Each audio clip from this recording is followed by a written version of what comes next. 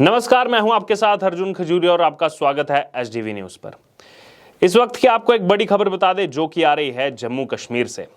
जी हां, जम्मू कश्मीर से आने वाले बड़े नेता गुलाम नबी आजाद ने प्रधानमंत्री नरेंद्र मोदी की तारीफ की है और कांग्रेस पर हमला बोला है। जी हां, सीएए और अनुच्छेद 370 का भी इस दौरान जिक्र किया गया। आपको विस्तार पूर्वक पूरी बात बताएंगे। उससे पहले आपको यह भी बता दें कि गुलाम नबी आजाद कांग्रेस के डेकोरेटेड लीडर्स में कहीं ना कहीं शामिल होते थे, लेकिन जिस प्रकार से गांधी परिवार ने गुलाम नबी आजाद के साथ जो किया, उसके बाद उनको कांग्रेस पार्टी से इस्तीफा देना पड़ा। दरअसल गुलाम नबी आजाद ने मंगलवार 4 अप्रैल को प्रधानमंत्री नरेंद्र मोदी की तारीफ करते हुए कांग्रेस पार्टी पर बड़ा हमला बोला है। गुलाम नबी आजाद ने कहा कि मैंने उनके साथ यानी कि प्रधानमंत्री नरेंद्र मोदी के साथ जो किया उसके लिए मुझे मोदी को श्रेय देना चाहिए। वह बहुत उदार थे। विपक्ष के नेता के रूप में मैंने उन्हें किसी भी मुद्दे पर नहीं बख्शा। ये गुलाम नबी आजाद कह रहे हैं, मैंने किसी मुद्दे पर नहीं बख्शा पीएम मोदी को, चाहे वह अनुच्छेद 370 का मुद्दा हो या फिर सीएए का मुद्दा हो या फिर हिजाब का मुद्दा हो। मेरे कुछ बिल पूरी तरह से फेल हो गए, लेकिन मुझे उन्हें इसका पूरा श्रेय देना चाहिए कि उन्होंने एक राजनेता की तरह व्यवहार किया, उसका बदला नहीं लिया। जी हां, ये बहुत बड़ी बात कही गई है गुलाम नबी आजाद की तरफ से कि प्रधानमंत्री नरेंद्र मोदी जो हैं बिल्कुल एक राजनेता की तरह यहां पर काम कर रहे हैं। जितना भी मैंने हमला उन पर बोला हो, क्योंकि नेता प्रतिपक्ष रहे हैं गुलाम नबी आजाद, और यही कहा उन्होंने कि चाहे अनुच्छेद 370 का मुद्दा हो, क्योंकि मैं अपोजिशन में था, मैंने बार बार जो है घेरने का प्रयास किया प्रधानमंत्री नरेंद्र मोदी को, लेकिन कभी भी उन्होंने किसी भी तरह की ग्रजेस जो है वो यहां पर नहीं निकाली, किसी भी प्रकार का बदला जो है मुझसे नहीं लिया। तो ये कहीं ना कहीं गुलाम नबी आजाद ने जो बयान दिया है, इससे कांग्रेस पार्टी पर सवाल उठते हैं। अभी की जो अपोजिशन है उस पर सवाल उठते हैं कि ठीक है, विपक्ष में रहते हुए आपका काम है सरकार से सवाल पूछना, लेकिन वो सवाल पूछते हुए आप इतना ना गिर जाएं कि अपनी गरिमा को जो है गिरा दें। दरअसल कांग्रेस के G23 ग्रुप के नेताओं के भारतीय जनता पार्टी के करीबी होने का आरोप जो लगाया जा रहा था गुलाम नबी आजाद पर, उस पर भी गुलाम नबी आजाद ने कहा कि यह पूरी तरह से बकवास है।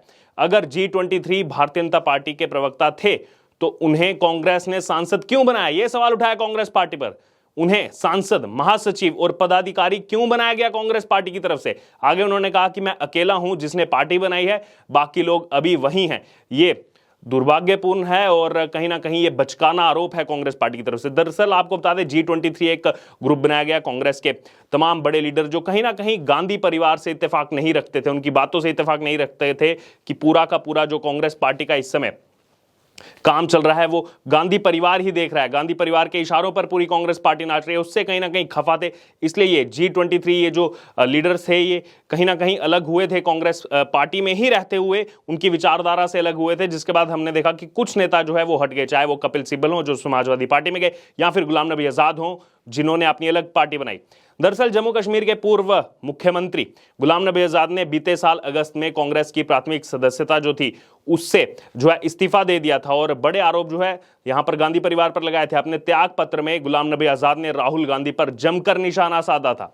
उन्होंने इसके बाद डेमोक्रेटिक आजाद पार्टी DAP के नाम जो है अपने नए राजनीतिक सफर की शुरुआत की थी, नए राजनीतिक दल का गठन किया था। गुलाम नबी आजाद ने एक लंबे समय तक जो है कांग्रेस पार्टी का साथ दिया है, कांग्रेस पार्टी को बढ़ाया है, ना ही सिर्फ जम्मू कश्मीर के अंदर बल्कि संपूर्ण देश के अंदर एक बड़ा चेहरा जो है यहां पर गुलाम नबी आजाद रहे हैं। लेकिन जिस प्रकार से कांग्रेस पार्टी ने गुलाम नबी आजाद को बुला दिया, उनकी बातों को नहीं सुना गया, जिसके बाद गुलाम नबी आजाद के पास कोई और चारा नहीं था इस्तीफा देने के अलावा। और उसके बाद लगातार जो है सिलसिलेवार तरीके से गुलाम नबी आजाद कांग्रेस पार्टी पर कई सारे आरोप जो हैं वो लगाते रहे हैं, ना ही सिर्फ गांधी परिवार पर, बल्कि अगर बात की जाए तो जो UPA का शासनकाल रहा है उस पर भी कई आरोप जो हैं यहां पर गुलाम नबी आजाद की तरफ से लगाए गए हैं। आपको बता दें कि 4 महीने पहले ही जम्मू कश्मीर के पूर्व मुख्यमंत्री और जो ये नई पार्टी उन्होंने बनाई DAP डेमोक्रेटिक आजाद पार्टी, इसके क्योंकि वो अध्यक्ष भी हैं गुलाम नबी आजाद, उन्होंने एक सनसनीखेज खुलासा भी किया था। जी हां, जिसको लेकर के कांग्रेस पार्टी जो है वो लगातार विवादों का सामना कर रही है। कहीं ना कहीं कई सवाल कांग्रेस पार्टी पर उठाए जा रहे हैं। दरअसल गुलाम नबी आजाद की तरफ से एक अंग्रेजी चैनल को एक इंटरव्यू दिया जाता है और उस इंटरव्यू में तत्कालीन मनमोहन सरकार पर यानी कि UPA सरकार पर गंभीर आरोप लगाए गए।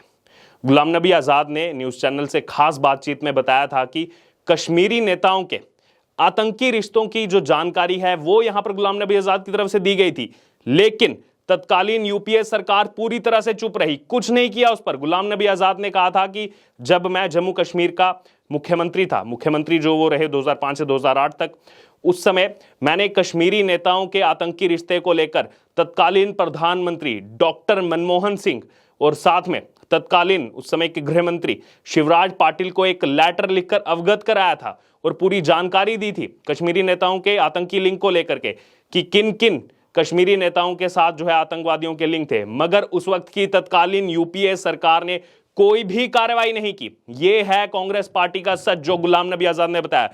देश लगातार सवाल करता रहा कि 2008 में जब ताज अटैक हुआ उसके बाद क्यों यहां पर सरकार चुप रही, क्यों पाकिस्तान पर कोई एक्शन नहीं हुआ। अब उसी पार्टी का हिस्सा रहे लंबे समय तक, 4 दशकों तक कांग्रेस पार्टी के साथ रहे गुलाम नबी आजाद। उन्होंने भी यह खुलासा किया कि जब मैंने सरकार में रहते हुए कांग्रेस पार्टी की तरफ से वो चुन करके आए थे, मुख्यमंत्री बने थे, जम्मू कश्मीर में कोलिशन गवर्नमेंट थी पीडीपी के साथ, उस समय मुख्यमंत्री थे। जब अपने ही मुख्यमंत्री की बात यूपीए सरकार ने नहीं सुनी, मनमोहन सिंह ने, शिवराज पाटिल ने नहीं सुनी, तो आखिरकार विपक्षी दलों की और बाकी देश की जनता की बात कहां से सुनेगी कांग्रेस पार्टी। इसलिए लगातार सवालों के घेरे में रहती है कांग्रेस पार्टी, खास तौर पर देश की सुरक्षा के मुद्दों को लेकर के। हालांकि बात की जाए तो 2014 में जब लोकसभा चुनाव हुए तो यूपीए को हार का सामना भी करना पड़ा था और उसके बावजूद गुलाम नबी आज़ाद का कद इतना भारी था कि गुलाम नबी आज़ाद को अपनी अहमियत जो है वो उन्होंने वहां पर बनाए रखी, उसमें सफल रहे वो विपक्षी नेता के होने के बावजूद। इस दौरान कांग्रेस पार्टी की तरफ से उन्हें उस समय राज्यसभा में भी नेता प्रतिपक्ष की जिम्मेदारी सौंपी गई थी। और आपको बता दें कि गुलाम नबी आज़ाद एक ऐसे नेता हैं जिन्होंने 4 प्रधानमंत्रियों के मंत्रिमंडल में काम किया है, चाहे 1980 में इंदिरा गांधी सरकार में कानून, न्याय और कंपनी मामलों के वो मंत्री रहे हो। उसके बाद अगर बात की जाए तो सूचना और तकनीकी मंत्रालय में उप मंत्री के तौर पर भी जिम्मेदारी संभाली है गुलाम नबी आज़ाद ने। वहीं राजीव गांधी की सरकार की बात की जाए तो उस समय संसदीय मामलों के राज्य मंत्री, गृह राज्य मंत्री और खाद्य आपूर्ति राज्य मंत्री का भी काम गुलाम नबी आज़ाद ने संभाला है। तो आप सोच सकते हैं कितना एक्सपीरियंस है उनको। इसके बाद नरसिम्हा राव सरकार में संसदीय मामलों के मंत्री, नागरिक उड्डयन और पर्यटन मंत्री का कार्यभार भी गुलाम नबी आज़ाद ने संभाला है। फिर उसके बाद गुलाम नबी आज़ाद ने मनमोहन सिंह की जो यूपीए 2 सरकार थी उसमें पहले संसदीय मामलों और फिर शहरी विकास मंत्री जो है उसका काम संभाला था।